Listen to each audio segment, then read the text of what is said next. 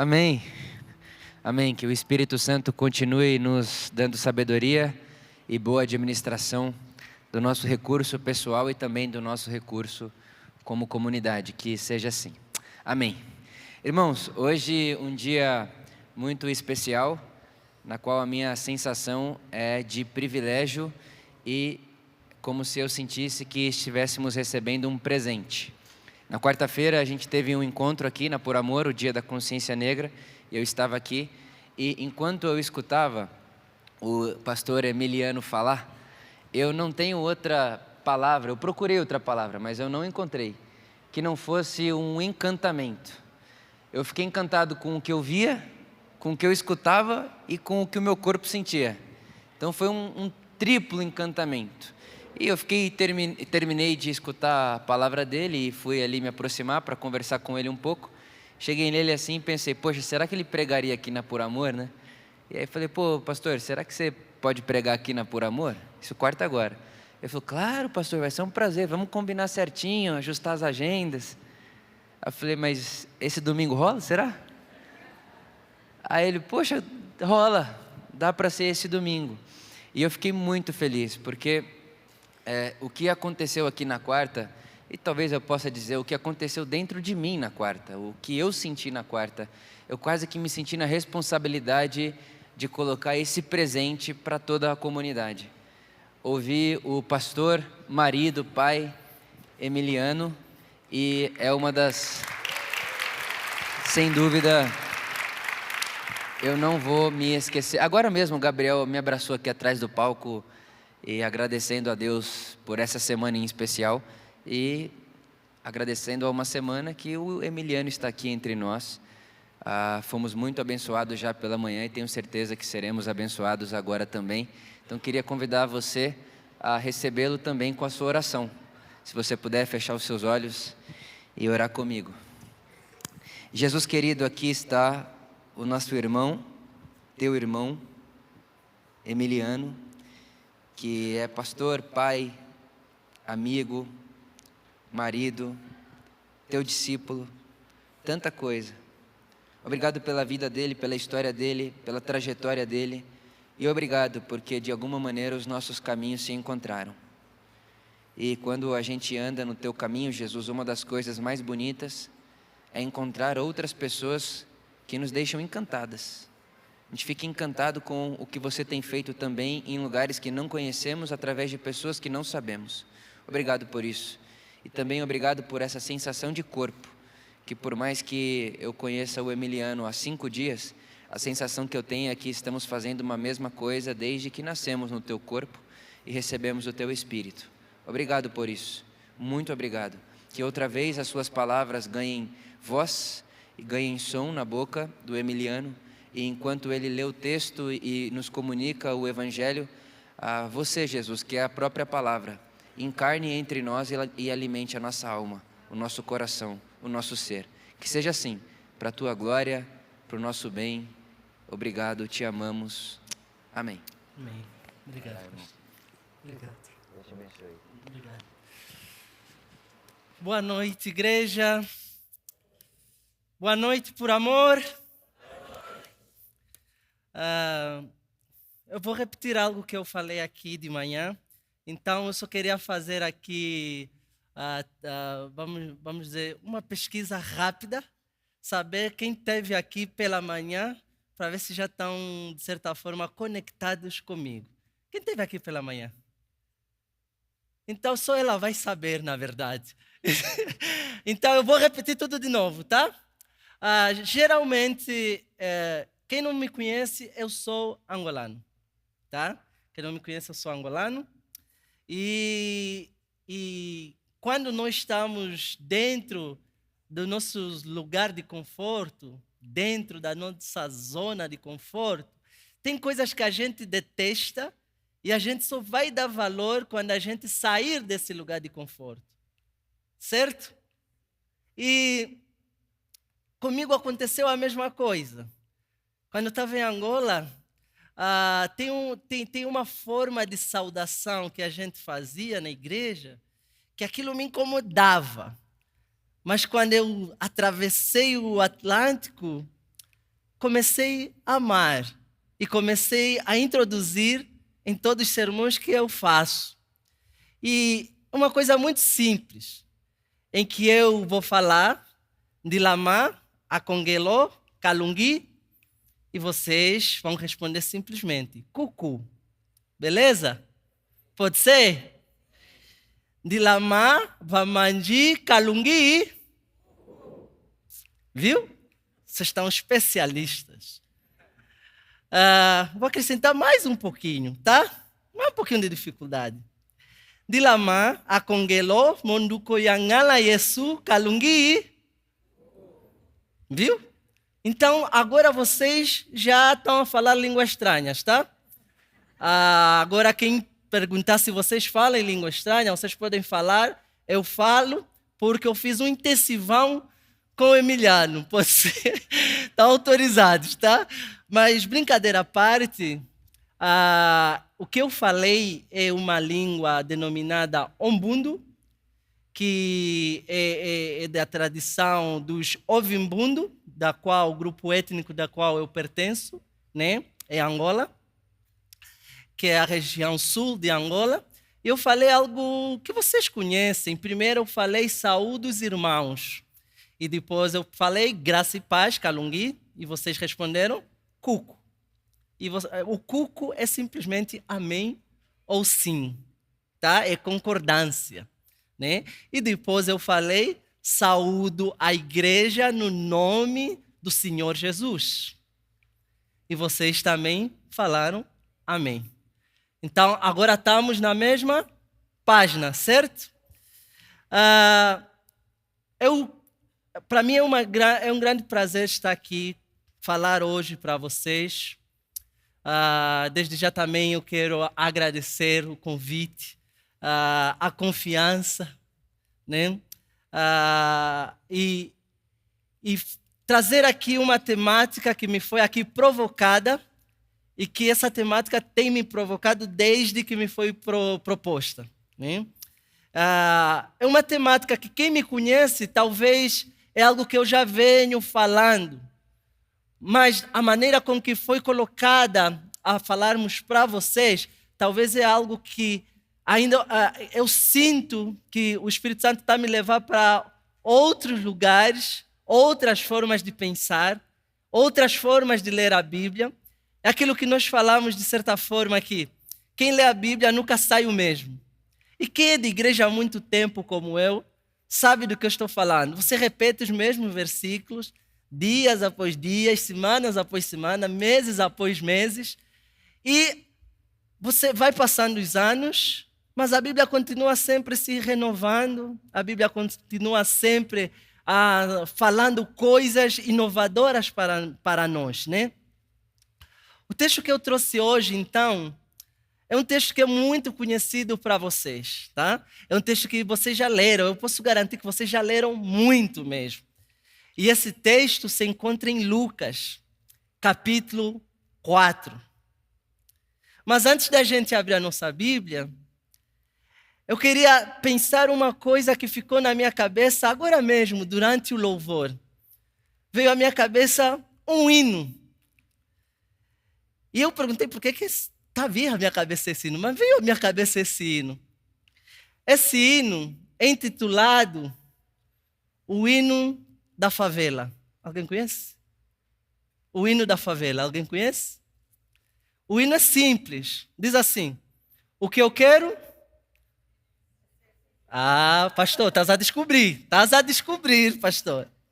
O que eu quero é andar tranquilamente e poder o quê? Certo de quê? Tendo a consciência que o pobre tem o seu lugar. Essa parte não fazem corte, tá? Senão vão me cancelar. Brincadeira. Mas por que eu trouxe esse hino? Porque nós vamos falar sobre libertação. Tá, Emiliano? Mas o que tem a ver libertação com o hino da favela e com Lucas 4? É o que nós queremos descobrir. O que tem a ver uma coisa com a outra. Eu só sei que, por um lado, enquanto preparava a palavra, me veio ao coração Lucas 4:18. E durante a celebração aqui, me veio o hino da favela. Agora é aquele momento que a gente fala Espírito, né? Então podemos agora abrir Lucas capítulo 4, versículo 18, e diz o seguinte: achamos todos? Quem tem Bíblia é só abrir, quem está no telefone é só acessar, tá? E se achamos, eu vou passar aqui a leitura. O Senhor me deu o seu Espírito. Ele me escolheu para levar boas notícias aos pobres. E me enviou para anunciar a liberdade aos presos, dar vista aos cegos, libertar os que estão sendo oprimidos. 19. E anunciar que chegou o tempo em que o Senhor salvará o seu povo. Jesus fechou o livro, entregou o ajudante da sinagoga e sentou-se. Todas as pessoas ali presentes olhavam para Jesus sem desviar os olhos. Então ele começou a falar e disse: hoje se cumpriu o trecho das Escrituras Sagradas que vocês acabaram de ouvir. Eu fico sempre fascinado quando eu vejo todas as partes que a Bíblia apresenta uma atitude, uma palavra, uma ação de Jesus. Com vocês também é assim? É impressionante a maneira com que Jesus fazia as coisas. É impressionante a maneira com que ele trazia o seu ministério. É impressionante ainda a maneira como essa coisa continua ainda chegando até nós, dizendo muita coisa. Jesus é capaz de falar sem falar. Lembram da tentativa do apedrejamento da mulher? Não falou, mas falou. Quando os discípulos todos lá estavam com medo da maré, estava dormindo.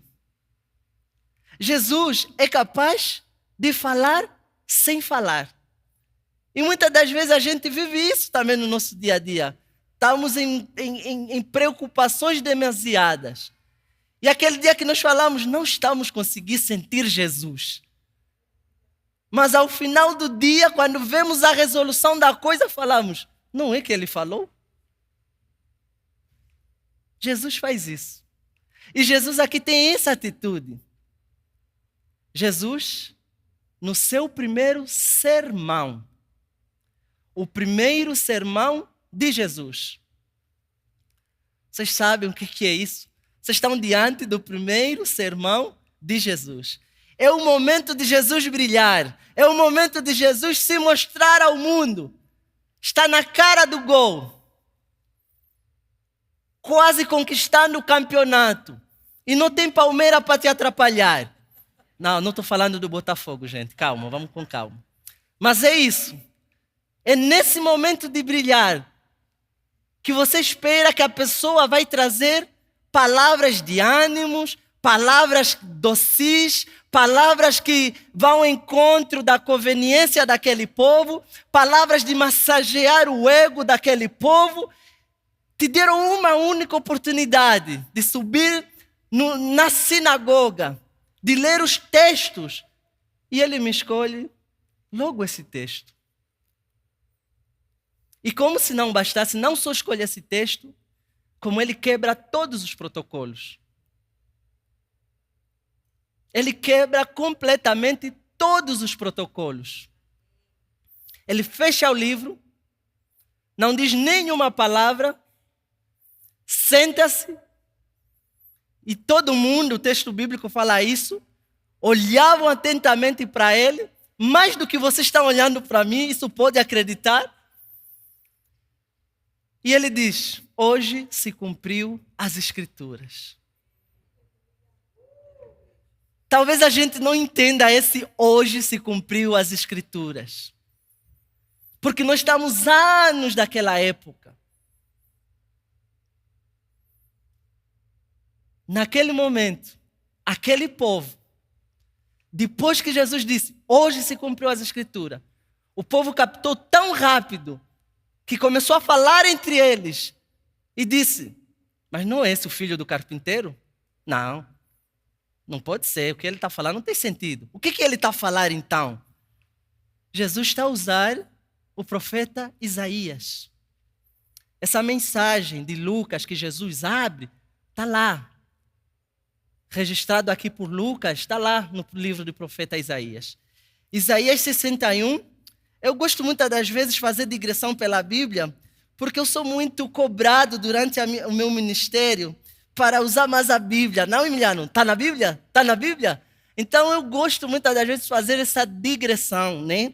Para os mais crentes, assim, raízes, né? Está na Bíblia, né? Está na Bíblia, e se está na Bíblia, então é verdade, né? Assim que nós falamos, né? Então, 61, Isaías 1, vai dizer, o Senhor Deus me deu o seu Espírito, pois Ele me escolheu para levar boas notícias aos pobres. Igualzinho, né? Copy-paste. Aquilo que os professores não gostam muito, tá? Copy-paste. Outra coisa, Ele me enviou para animar os aflitos, para anunciar a libertação aos escravos e a liberdade para os que estão na prisão. Isaías não fala se cumpriu o tempo do Senhor. Jesus vai além da profecia de Isaías. Então o povo que estava a murmurar é porque entendeu? Esse cara está a dizer que é maior que os profetas. Esse cara está a dizer que a profecia se cumpre nele. Esse cara está a dizer, não precisamos mais esperar, que hoje aconteceu, agora estamos vendo acontecer diante dos nossos olhos aquilo que esperávamos há anos, que os nossos pais morreram esperando. Nós estamos vendo. Hoje se cumpriu a profecia. E mais uma coisa que Jesus está fazendo aqui. Lembram que eu disse o primeiro sermão dele? Então ele precisa provar, isso é uma tradição judaica. De que tradição você está falando? De que escola você é? Não é isso, pastor? Qual é o teu seminário? Onde é que você fez a tua prova para ser pastor? Qual é a tua doutrina? O que você acredita? És mais da ala A ou da ala B? És corintiano, és palmeirense, és santista? Não é assim que o mundo funciona? Você tem que mostrar as credenciais? Não, eu tenho PhD lá nos Estados Unidos, eu tenho PhD em Harvard. E a partir do momento que você fala, tenha PhD em Harvard, significa que você quer? Está habilitado a falar. Todo mundo vai se calar e vai ouvir. Então, nesse momento, Jesus está a passar por isso também. Um teste, está todo mundo ouvindo, querendo ouvir o que esse jovem vai falar para nós. E esse jovem está a dizer, eu tenho uma tradição, eu tenho uma escola, de certa forma. Uma escola teológica. E a minha escola teológica, ela remonta lá nos profetas. E é uma escola teológica, é uma teologia, é um evangelho, é uma mensagem que vocês se esqueceram. A minha escola teológica, a mensagem do meu evangelho está lá. Vocês não viveram e hoje eu vim para cumprir isso. E como nós sabemos disso? Porque essa mesma mensagem que Jesus está aqui mostrando está novamente em Isaías 58. Isaías 58, 6. Tá? Vai dizer o seguinte, não é esse o jejum que eu quero. Eu quero que soltem aqueles que foram presos injustamente, que tirem de cima deles o peso que os faz sofrer. Eu vou repetir de novo, que tirem em cima deles o peso que os faz sofrer. Isaías está a dizer isso aqui. Tirem em cima do meu povo o peso que os faz sofrer. E ele vai continuar, que ponham em liberdade os que estão sendo oprimidos, que acabem com todo tipo de escravidão. Acabem com todo tipo, gente, todo tipo. Que tipo de servidão você conhece? O profeta aqui está dizendo. E quando eu falo profeta, aqui o profeta é o oráculo de Deus. Aqui é Deus quem está falando. Aqui é Deus quem está falando. Deus olhou para o povo, viu que o povo estava indo, se reunindo todos os dias, viu que o povo lotava a assembleia, viu que o povo orava, viu que o povo cantava louvores, viu que o povo adorava a Deus, viu que o povo se prostrava, viu que o povo fazia todas essas atividades religiosas que vocês conhecem. Mas o povo não fazia algo, não saía de si para o outro. O povo não fazia algo, a espiritualidade dele era voltada apenas para si mesmo, para massagear o seu ego. E Deus vem e anuncia ao profeta: não, minha gente, não é isso que eu quero. Não é isso que eu quero. Por amor, não é legalismo, não é doutrina, não é dogmas, não é rito, não é religiosidade, não é nada disso que Deus quer. É isso que Ele está dizendo. Não é isso que eu quero. Eu quero que acabem com todo tipo de servidão. Eu quero que acabem com todo tipo de opressão.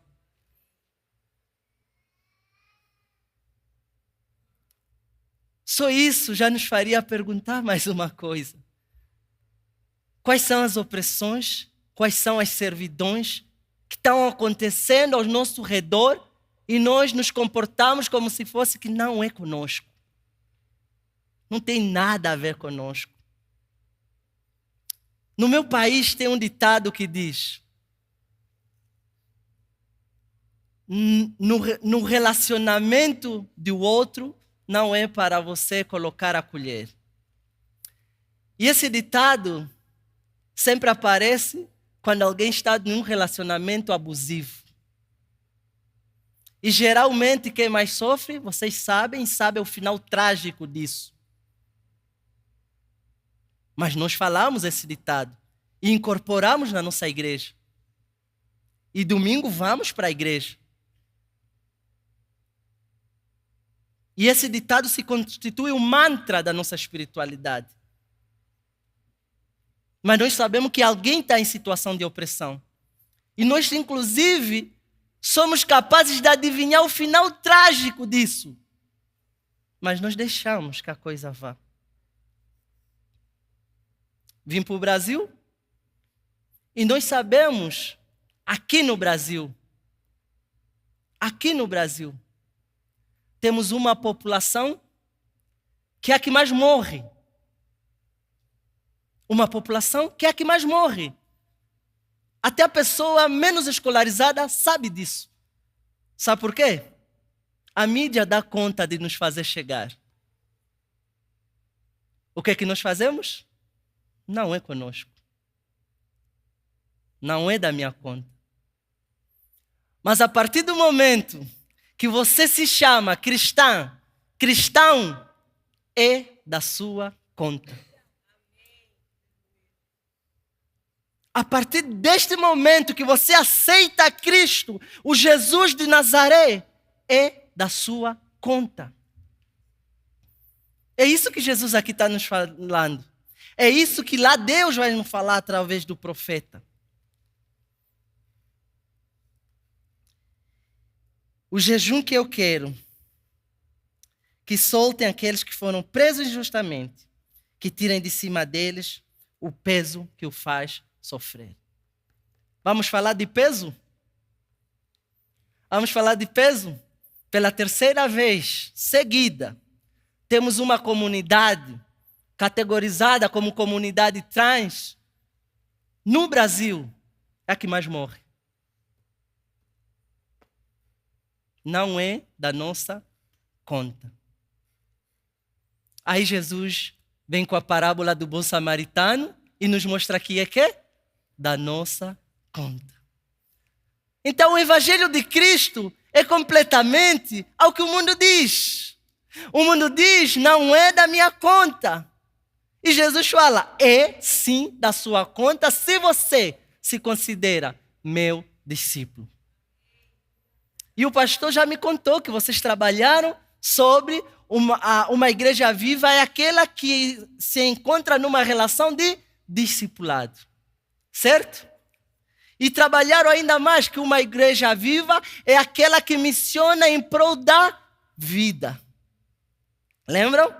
Agora estou fazendo um resumão dos sermões que vocês têm tido. E hoje queremos trabalhar que uma igreja viva é aquela que vive um ministério, uma missão de libertação. Uma igreja viva é isso. E Jesus nos mostra passo a passo do que nós devemos fazer. A Bíblia não é um tiro no escuro. A Bíblia não é algo. Jesus não nos dá um ministério que a gente não saiba como viver. Jesus nos dá um estilo de vida e ainda por cima nos dá passo a passo de como viver. Nesse quesito, ele é até melhor que os coaches que vocês conhecem. Porque ele nos dá. Eu sei que muitos aí estão acostumados naquela ideia de 5 passos para isso. Jesus está nos falando o que ele quer. É só fácil, é só seguir. Então por que a gente não segue? Por que a gente não segue? Tem um autor que escreve um livro denominado Cristianismo Puro e Simples. Nesse quesito, o cristianismo é simples. Porque está aqui passo a passo. Ninguém vai vos mentir, está aqui passo a passo. Jesus está falando isso. Esse é o cristianismo que eu quero de vocês, por amor. É esse o cristianismo que eu quero de vocês. Por quê? Porque ele viveu antes esse cristianismo. Ele viveu antes esse evangelho. E ele seguindo, traz algo ainda mais interessante. Ele fala, esse cristianismo é permeado pelo poder do Espírito Santo. Alguém, geralmente, quando você fala de vida social, você fala de lutas pelos direitos das pessoas desumanizadas, as pessoas te perguntam, tá, Emiliano, mas qual é a diferença então do filantrópico e nós cristãos? Jesus está a responder. Vocês fazem motivado pelo poder do Espírito Santo. Porque no primeiro versículo diz isso, e Jesus, impulsionado pelo poder do Espírito Santo, desce sobre ele o Espírito Santo está sobre mim. O que ele está dizendo é, eu estou falando pelo poder do Espírito Santo, aquele que está sobre mim. Por que isso é importante? Porque na cultura judaica, antes do que nós sabemos sobre a presença do Espírito, o Espírito vinha e saía. A partir de Jesus, o Espírito Santo permanece conosco. Por isso que vai dizer que nos últimos dias derramarei o meu Espírito. O Espírito Santo está acessível para vocês, o Espírito Santo está aí com vocês. E é esse poder do Espírito que faz com que você caminhe, que faz com que você se doe, que faz com que você se importe com a vida. Vida essa que é o dom mais precioso que Deus fez. É o dom de Deus, a vida. É o dom de Deus. Então, se a vida é o dom de Deus, como se alienar diante de situações em que a vida está sendo comprometida? Como? E a partir desse poder do Espírito, então Jesus nos fala mais uma coisa. Ele olha para aquela sinagoga e ele diz, né? Eu sei que vocês estão esperando profetas. Eu sei que vocês estão esperando profecias. Mas a profecia se cumpre agora. Eu sei que vocês querem saber de que tradição eu sou. Eu sou dessa tradição que entende que o Evangelho se importa com as demandas sociais, entende que o Evangelho é mais sobre a vivência comunitária, a criação de um ambiente em que a vida é plena. Eu sei que o Evangelho é isso, porque esse Evangelho é para resgate desses sujeitos. E ainda vai dizer mais uma coisa: não existe diferença, não existe essa ideia que nós estamos acostumados. Vida social, vida evangélica. Nós estamos num mundo, que diferença? Vida social, vida evangélica. A comunidade judaica não tinha essa. Não, hoje domingo tiro a gaveta do Emiliano religioso. Segunda-feira tiro a gaveta do Emiliano estudante, Emiliano trabalhador. Sábado ou sexta, melhor sexta, né? Do Emiliano da desbunda, da discoteca. Não tem isso. A vida é uma só. E na época das eleições, Emiliano político. Defendo unhas e dentes de todos os meus políticos. Inclusive mato se possível. Não é isso? A gente faz isso. E Jesus está dizendo, não existe isso. Evangelho é sobre a vivência em sociedade, criação de uma sociedade permeada pelos valores do reino, mas ao mesmo tempo é sobre o poder do Espírito que acaba fazendo o quê? Te impulsionando para viver esse reino na vida social. Evangelho é isso. Então é uma relação tanto horizontal quanto vertical. É uma relação em que faz essa restauração daquilo que se perdeu lá na criação. Essa ruptura entre Deus e a criação, mas também entre a criação e criação. Essa noção que nós temos, que é problema dele, não é meu que se matem, não é meu que sofram, o importante é eu estou bem. Essa relação, igual a resposta lá de Adão, acaso eu sou responsável? A resposta lá de Caim, acaso eu sou responsável pelo meu irmão? É a mesma coisa. É a mesma coisa. E o engraçado é que quem fez essa pergunta tinha acabado de matar o seu irmão. Então, igreja, precisamos entender. A gente tem matado também. A gente tem colaborado nessas mortes. Porque o crime, pelo pouco, se eu me lembro, só para justificar aqui o meu tempo de direito na faculdade, crime não é só ação. Crime é ação e omissão. Crime é ação e omissão. Então, esses números que eu trouxe aqui, em que a maioria da população encarcerada, nós sabemos quem são, tem rosto, nós sabemos. Esses dados que eu trouxe aqui, entre essa comunidade que é a que mais morre no Brasil por 3º ano seguido, esses dados, nós estamos parte dele enquanto igreja. Se a gente não fala, se a gente não luta para acabar essa realidade de opressão, se a gente não se torna uma voz profética de denúncia. Nós somos parte desse dado, nós colaboramos para esses dados. De que maneira, Emiliano? Com a nossa omissão. Com a nossa omissão. Isso é importante de nós termos na mente. Então, o que nós precisamos nós temos o Evangelho de Cristo e temos um sistema de valor. E essas coisas são ambivalentes. Lembram lá de Jesus em João, quando vai falar que orar pela igreja? O que Jesus vai dizer? Eu não quero que os tire do mundo, mas salve-os do mal. Livre-os do mal. Livre-os do mal, mas não os tire do mundo. O que isso significa? A tentativa que a igreja tem de retirar-se do mal é uma negação do Evangelho. Retirar-se do mundo, perdão.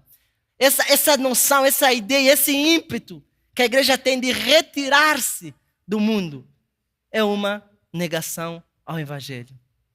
Mas, ao mesmo tempo, aceitar o mundo é outra negação do Evangelho. Então, o que significa se eu aceito é negação? Se eu saio é negação? Nós somos chamados para sermos voz profética. Tal como Jesus aqui está exercendo a voz profética, tal como Isaías lá exerceu a voz profética, a igreja é chamada para exercer a voz profética e pautar-se por uma ética da vida. E todas as vezes em que a vida estiver comprometida, aí estará a ação e a missão de Deus. É isso mesmo que eu quero.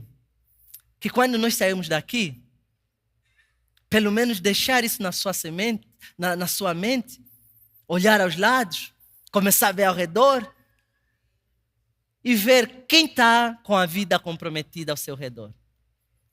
E se perguntar de que maneira eu posso ajudar na restauração dessa vida.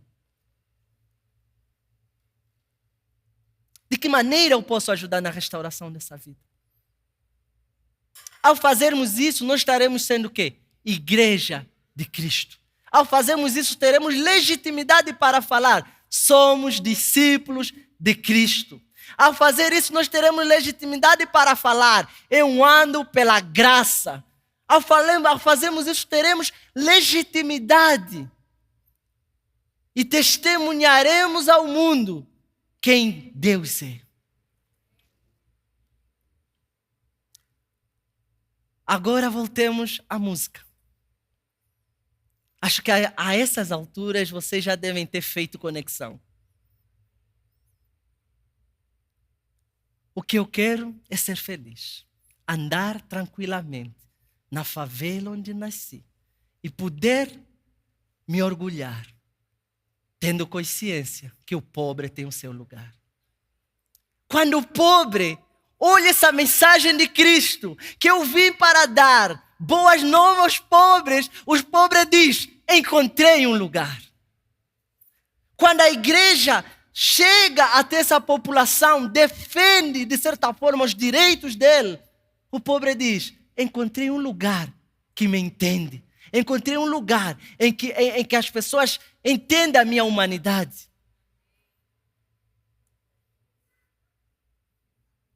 No final, todo mundo está procurando um lugar.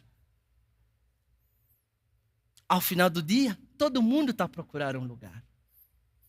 Se você já encontrou esse lugar, dá glória a Deus. Mas ao mesmo tempo, olhe quem não encontrou.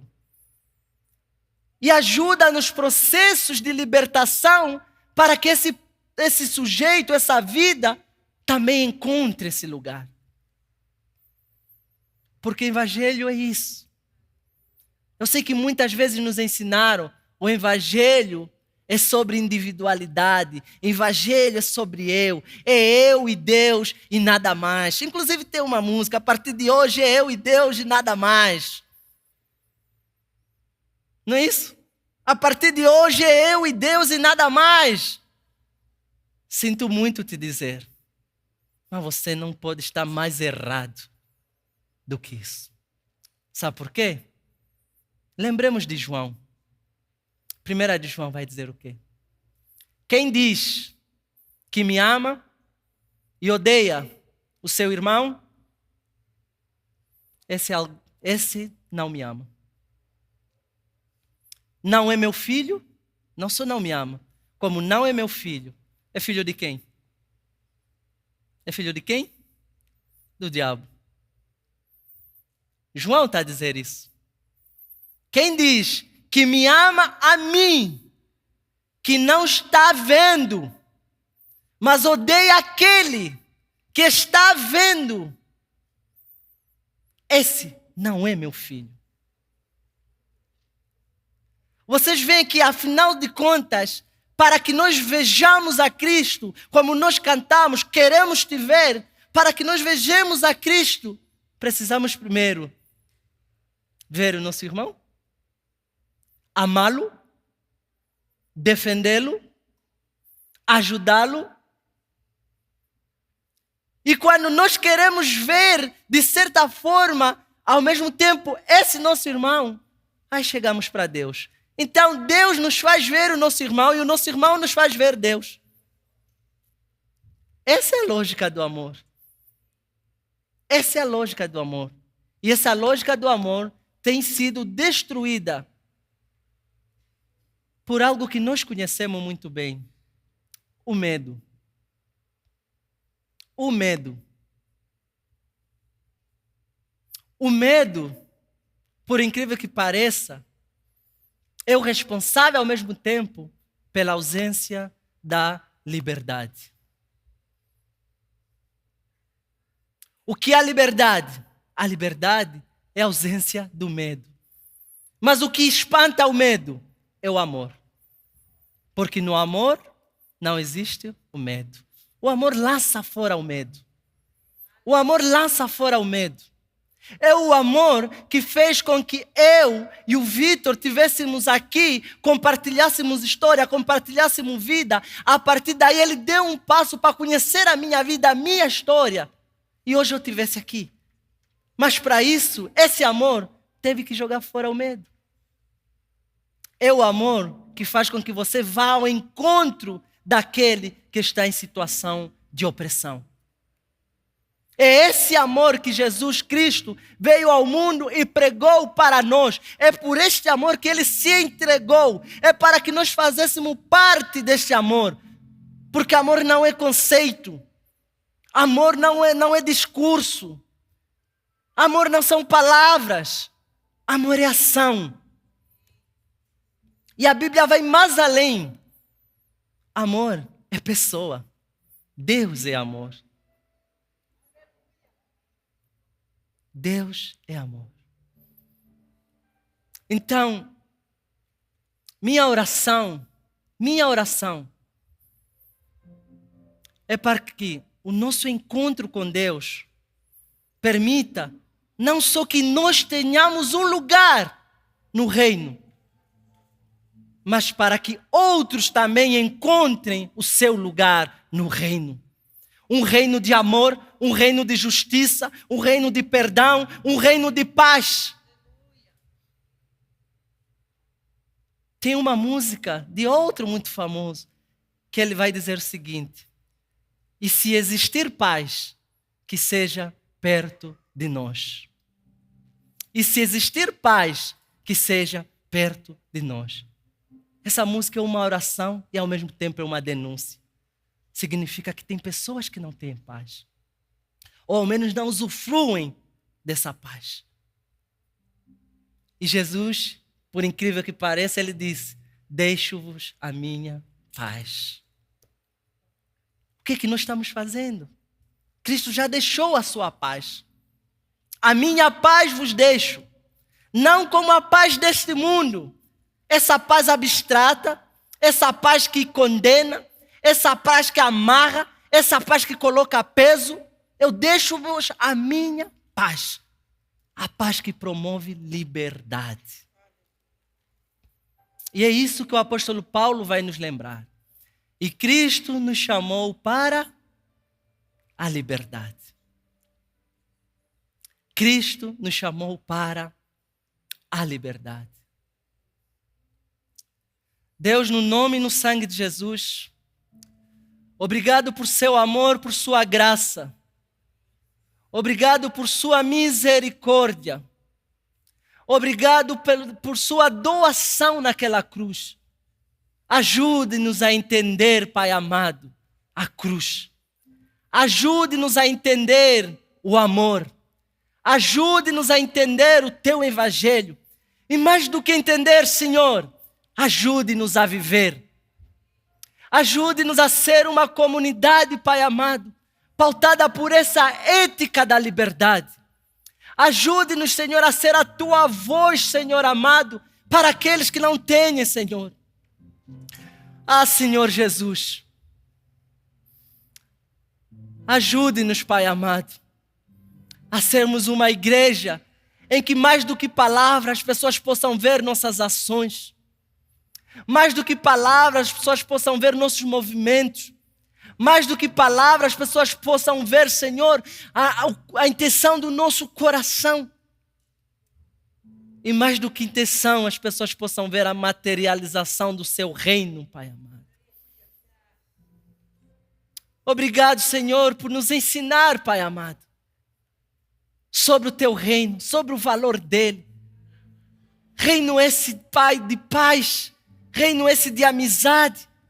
Reino esse, Pai amado, em que não existe peso. Afinal, o Senhor já disse: trazei sobre mim os vossos fardos, que são pesados e demasiadamente carregados, que eu vos aliviarei. Que eu vos aliviarei. Nossa oração, Senhor, é sermos essa carta aberta para as nações. É sermos, Senhor amado, as tuas mãos, os teus pés e a tua boca denunciadora.